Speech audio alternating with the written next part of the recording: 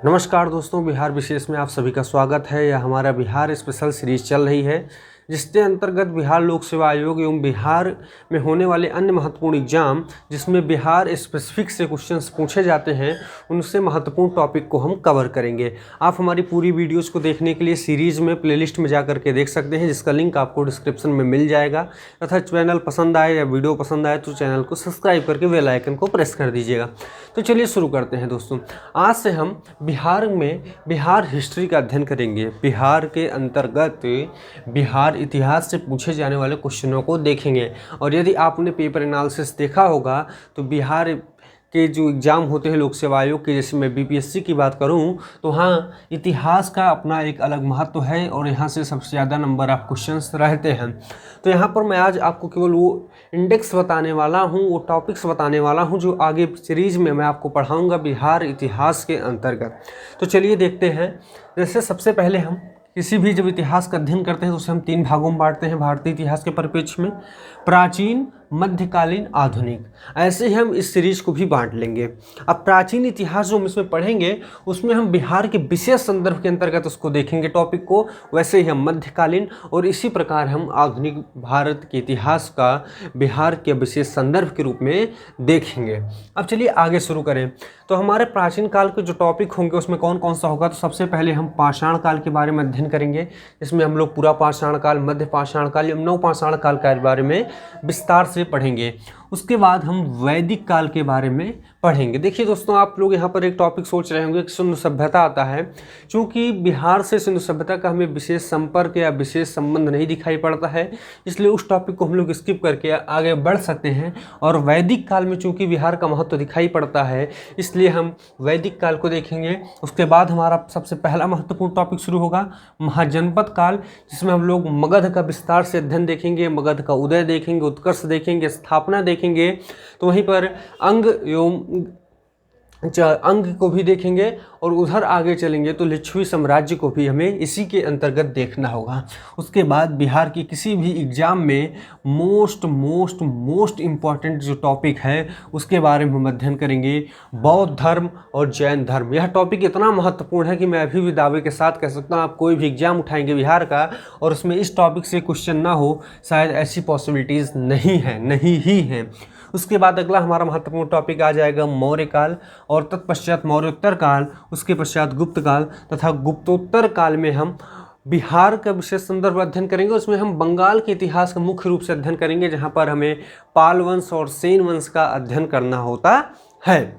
फिर आगे चलेंगे तो वहीं से हम आ जाएंगे उसके पश्चात मध्यकालीन भारत में। दोस्तों, मध्यकालीन भारत में अगर हम बात करें तो बिहार से बहुत विशेष संबंध नहीं दिखाई पड़ता है, फिर भी हमें कुछ जैसे शेर शाह सूरी को, उसके बाद पटना की स्थापना इत्यादि जो महत्वपूर्ण टॉपिक हैं, तुर्कों का आक्रमण बिहार पे देखेंगे।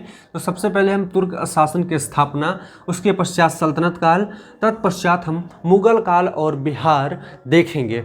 वहीं फिर आगे बढ़ेंगे और हमारा जो सबसे महत्वपूर्ण टर्म है आ जाएगा आधुनिक भारत का इतिहास बिहार विशेष। यह टॉपिक इतना महत्वपूर्ण है कि ऐसे क्वेश्चन तो हर जगह बनते हैं, और मैं आपको कोशिश करूंगा कि नेशनल प्लस बिहार दोनों को एक साथ पढ़ाने की कोशिश करूंगा, जिससे कोई भी क्वेश्चन आपके ना छूटें। और बीपीएससी का चाहे प्रीलिम्स हो, बिहार एसआई का एग्ज़ाम हो, या बिहार ट्रिपल एससी का एग्ज़ाम हो, ऐसे कोई भी एग्ज़ाम हो और वहाँ पर आपकी क्वेश्चन ना गलत हों। तो इसमें सबसे पहले हम दोस्तों शुरू करेंगे कंपनी का आगमन। ठीक, सबसे पहले हम लोग कंपनी के आगमन पढ़ेंगे, कौन सी कंपनी का क्रम हुआ, किस लिए आए, कहाँ पर कंपनी लगाई इत्यादि बारे में जानेंगे। तत्पश्चात हम लोग 1857 की क्रांति को देखेंगे, और उसमें हम थोड़ा सा आपको नेशनल लेवल की झलक देते हुए बिहार स्पेसिफिक आ जाएंगे। तत्पश्चात हम बिहार में होने वाले कांग्रेस के सेशंस और कांग्रेस के जो महत्वपूर्ण नेता थे वो बिहार से संबंधित थे, उनके बारे में हम यहाँ पर देखेंगे। आगे बढ़ेंगे तो ही हमें स्वदेशी आंदोलन में बिहार की सक्रियता देखेंगे। तत्पश्चात हमारा प्रथम क्रांतिकारी चरण आ जाएगा बिहार का, जिसे हम देखेंगे। उसके पश्चात सबसे महत्वपूर्ण टॉपिक है चंपारण सत्याग्रह इन बिहार, इसको देखेंगे, और यहीं से गांधी का उदय भी दिखाई पड़ता है। तो यह टॉपिक अपने आप में ही बहुत महत्वपूर्ण हो जाता है।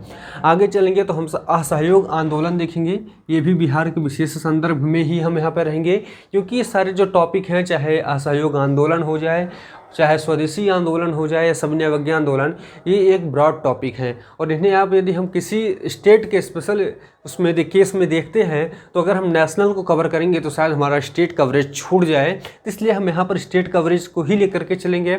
नेशनल कवरेज आप लोग हमारे दूसरे वीडियोस में देख पाएंगे। आगे बढ़ेंगे तो वहाँ पे हमें क्रांतिकारी का दूसरा चरण दिखाई पड़ेगा। उसके पश्चात हमें सविनय अवज्ञा आंदोलन और भारत छोड़ो आंदोलन के तहत बिहार का संपूर्ण इतिहास अध्ययन इसी के तहत कर लेंगे। दोस्तों, ये तो हमारे अति महत्वपूर्ण टॉपिक थे जिनको हमें क्रमबद्ध तरीके से एक वीडियो में एक टॉपिक को अच्छे से विस्तार से हमें आपको समझाना है। उसके पश्चात कुछ मिसलिनियस टॉपिक यानी विविध टॉपिक आएंगे जो कि बहुत ही महत्व रखते हैं और जिनसे क्वेश्चन आने की संभावना उतनी ही बनी रहती है जितना इन क्वेश्चनों से। उनमें सबसे पहला होगा हमारा जनजातीय विद्रोह का, फिर उसके बाद हम किसान आंदोलन, आज़ादी के समय प्रकाशित किए जाने प्रमुख पत्रिकाएं जो बिहार से निकाली जाती थी उनके बारे में देखेंगे, प्रमुख संगठन जो और कुछ अन्य तथ्य जो हमारे अन्य टॉपिकों से रहे होंगे और छूट जाएंगे उनका अध्ययन हम महत्वपूर्ण तथ्य के अंतर्गत करेंगे। इस प्रकार हमारा संपूर्ण बिहार का इतिहास समाप्त हो जाएगा और उसके पश्चात हम छोटी सी क्लास लेंगे एक बिहार पॉलिटी की और 1 से 2 वीडियो में हम बिहार पॉलिटी उसमें बिहार ग्राम पंचायत या स्थानीय शासन में बिहार को ख़त्म करते हुए आगे की तरफ बिहार ज्योग्राफी की तरफ आगे बढ़ चलेंगे। मिलते हैं आपसे अगले वीडियो में जिसमें हम बिहार में पाषाण काल के बारे में अध्ययन करेंगे और इसमें हम पाषाण, पूरा पाषाण, नवपाषाण, मध्य पाषाण इन सभी के बारे में आपको एक वीडियो में बताएंगे। तो मिलते हैं अगले टॉपिक में, तब तक के लिए धन्यवाद, नमस्कार। आशा करता हूँ आप लोग को मेरा पढ़ाया हुआ समझ आएगा और यदि समझ आए तो चैनल को सब्सक्राइब करके बेल आइकन दबाना मत भूलिएगा। मिलते हैं अगले वीडियो में।